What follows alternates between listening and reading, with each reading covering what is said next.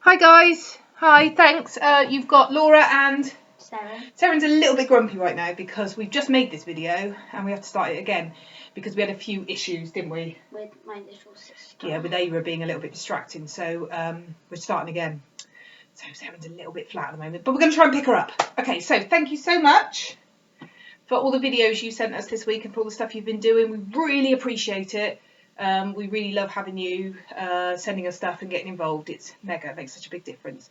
This week we're going to do a couple of warm-ups, going to teach you a couple of new games, stuff you can do at home while you are socially isolating, or whatever the phrase is. And also we're going to do a little bit of character work, and I'm going to send Beth, Jake, Amelia and Daniel off on another task as well because they are not mechanicals in Midsummer Night's Dream.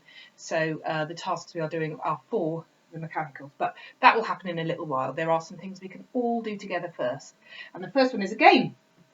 Okay, and we're going to do a game in which we are going to tell a story, and we're going to do it one word at a time. Yeah. Okay, and we're going to do it really badly to start with. Now, in order to do this really badly, what you have to do is not listen to each other and try and catch each other out. So basically, have it as a competition. Okay, where we're just trying to confuse the other person the most. So let's see if we can do that. There Was. no one, But. someone, Who. loved, Anyone. sometimes, But. themselves. I mean, are you as confused as I am already? Yeah. I've got no idea what we just said there, have you? Mm-mm. No, that is a really bad example of that game. Because Yeah. we weren't listening, we were being deliberately hard work towards each other. Yeah. Whereas drama games, hold my hands, are generally about working together, not against each other. Okay, so we are going to work together now to tell a story. Okay, and what we are going to do, my little sausage dog, is this story is going to be totally made up. The only other rule I'm going to say is we can't kill the main character. Yeah. Okay, so let's see what happens. I mean, who knows? Who knows what's Yeah. going to happen? Who knows? Who knows? Do you want to start? Stop. I'll start. Once Upon. a Time. there Was. a Very. called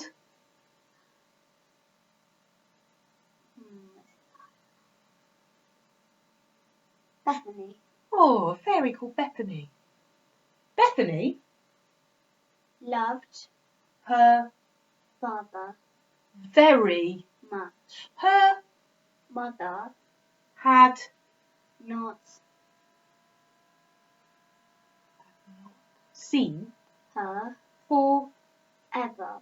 Oh wow, this is already a really interesting story, and we're really working together there, aren't we? So that's stage one of the story, and you can make some lovely stories up like that. Already I'm building quite a big picture of Bethany, aren't you? Yeah. What's she like? She's kind. Kind, yes she is, isn't Yeah. she? She's strong, isn't she? Yeah. She's very, very caring, I think. So now, twist on this, twist it, twist it, twist it. We're going to add the next level, and this is the fun level. This is almost like an improvisation game. So we're going to stand up. Going to move the ye olde camera over here, like this, okay? Okay, we're in Sarah's bedroom, by the way. That is today's backdrop. And we're going to act out our story as we tell it, okay? Who knows what's going to happen and who knows what adventures we might go on. Let's see what happens. Working together. This time you can start it.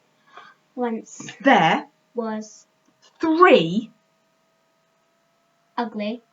brothers Who. were All. No. Who are. Sad. because They. lived Alone. in A.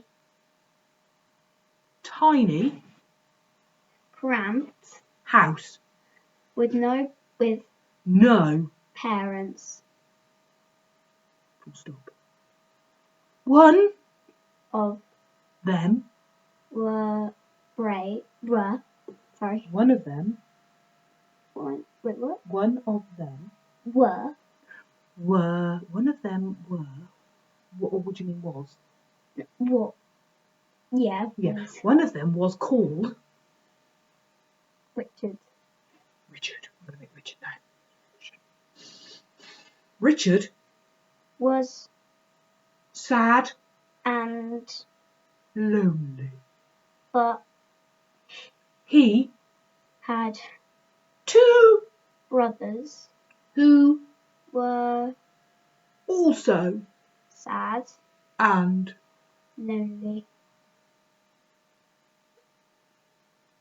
and you can carry on. That one didn't have actually much action in it. Sometimes you end up going on journeys and going down tunnels and goodness knows, taking trains places, and who knows what might happen, and they can be really fun. But the best thing about them is you start to physicalise a character just through the words. So sad Richard was quite big and tall, but he was very sad, wasn't he?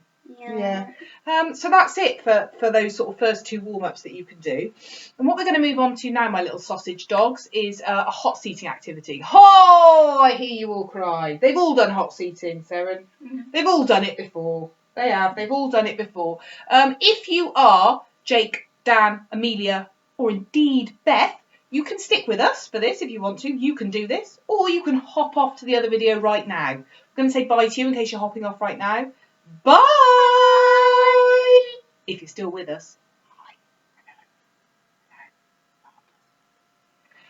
And we're going to do some hot seats now. But like we were just saying there, everybody's going to say, I mean, even you've done hot seating, haven't you? Yeah. Like everybody's done it. Everybody's done it. Everybody's done it. But it's done badly quite often. Badly. Bad hot seating is when you don't spend any time getting into character. No. When you're asked really closed questions, and when you treat it not like you should treat drama games. Drama games are about working together. Give me a high five. Yeah? They're not like PE games where you're kind of against each other. Okay? In drama games, generally, not always, but generally it's about teamwork and pulling together, even in hot seating. So the questions that are asked to the person who's being hot seated should be helpful questions and not ones to trick you. What we're going to do now is we're going to give you an example of really bad hot seating. Let me be a character. Who shall I be? Ugly stuff. No. Oh, should I be Richard? The Grumpy Richard we just had? Okay, I will do Grumpy Richard. From the story we just had with the 2 brothers.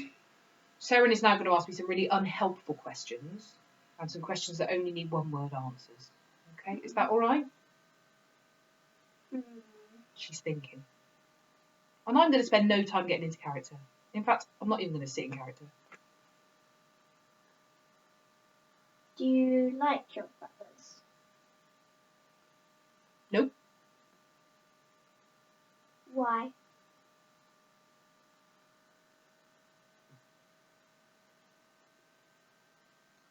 Do you like your house? Nope.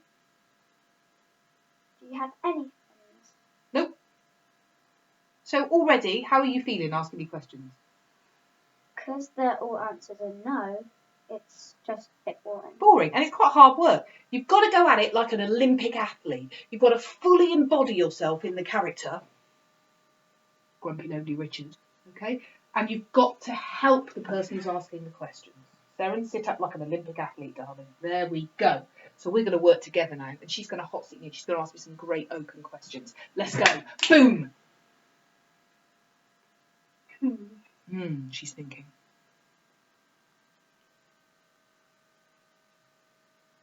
You normally stand on your feet. It's a very interesting question. I have to stand on my feet when I'm in the house because the house is so small. We have to stand up in our house because it is tiny. We have to stand like this. You don't have to go on the tippy toes, do you? Sometimes, yes. Do you have stairs in your house? Yes. Is it nice in your house? My house used to be nice a long time ago when there were fun and laughter and good times. But now my little house is just sad. How did you get a good house? I mean, tell me the story. Oh, well, many, many years ago, me and my 2 brothers, Ben and James, and me, Richard, you know, we had families and we had parties and we had fun. And then slowly, everybody left us. Nobody wanted to see us anymore. And now we have no hobbies and no friends. Why didn't they want to see you? I don't know. Seren's laughing. Let's stop there. So we're immediately beginning to explore it. Now, the great thing about hot seating, oh, by the way, it's really important when you hot seat to step out of rhyme at the end. So I'm just going to do that. Step out of my character. Shake it off. Shake it off. Shake it off. Shake it off. So that character's gone now. What you'll find actually with hot seating is that some of it you won't want to use in your character. So the idea of him having a tiny house that you had to stand up in, I'd probably skip that now. I'd probably be like, I'm not going to use that. But now I've begun to do what I've done. I've come up with some ideas of things that I might want to use in my bigger character. I've just picked my phone up. It's because my plan is on my phone. Okay, that is the reason why. Let's have a quick look at where we are at. Now, one thing I can definitely say right now, my little darlings, is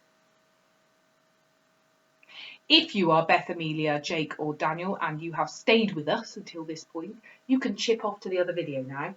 Bye! Right, for those of you who are still with us, I want you to do something super duper fun, okay? I want you to borrow a phone or use your own mobile phone if you've got one. And I want you to think of a really mundane task that you do every day. Right, let's have a think. What boring tasks do we do every day? Just normal day-to-day things. Go on. Have breakfast, lunch and tea.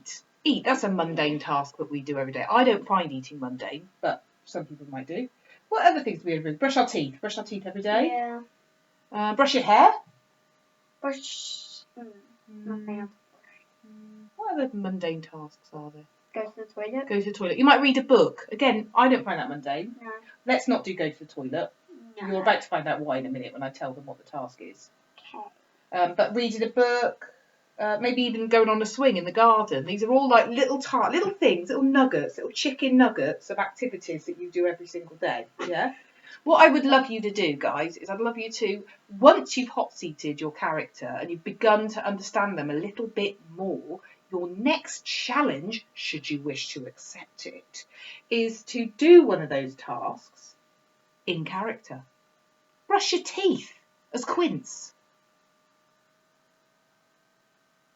Read a book as Bottom. Brush your hair as Starveling. You know, there are some crazy things you can do here to make these characters really come to life. Now, what you might say to me, arguably, is, well, Quince wouldn't have had a toothbrush and wouldn't have brushed his teeth.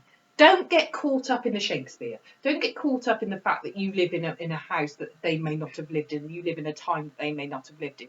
Bring that character to modern day so that you can connect with it. And what I'd like you to do is I'd like you to brush your teeth or brush your hair or do whatever your character does in character. Okay?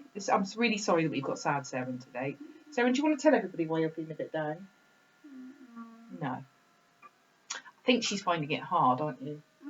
It is hard, this social isolation shizzle. Saren finds it hard. I find it hard. I miss my friends. She's missing everyone, and I bet you guys are missing your friends a lot.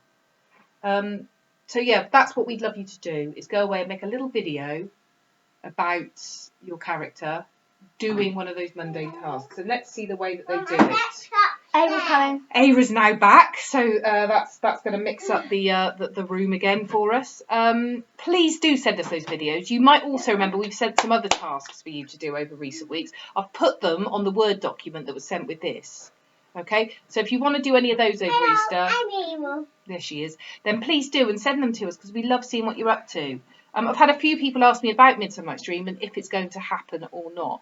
That is still up in the air. It's a mystery. It's a mystery. If it does not happen now, it will happen in the future. Okay, we've got to stay positive. We've got to pull together, and no matter what happens, RPA will continue, and we'll continue to do these wonderful videos. So, guys, looking forward to getting your stuff, and we'll catch up with you soon. Say bye, Saren. Bye.